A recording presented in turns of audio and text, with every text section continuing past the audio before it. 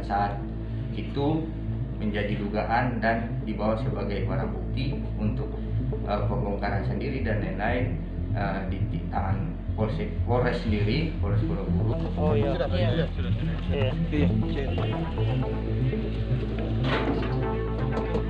Spare part motor.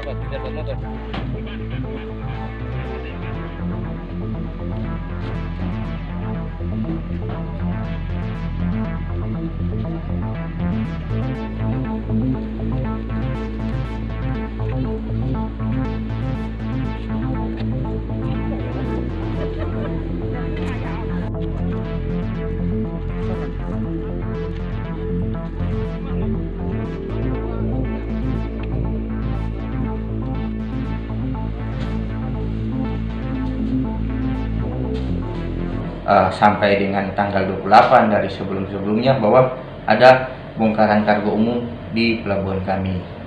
Kargo umum ini kami sudah mintakan manifest dan lain-lainnya.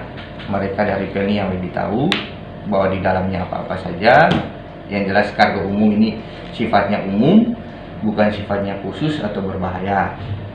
Jadi kargo umum ini di saat pengawasan terpadu daripada tim embarkasi pelabuhan kami sendiri, internal kami sendiri, dan TKBM yang jauh-jauh hari kami sudah sampaikan, apabila ada hal-hal yang mencurigakan terkait dengan muatan bongkaran dapat diinformasikan kepada kami.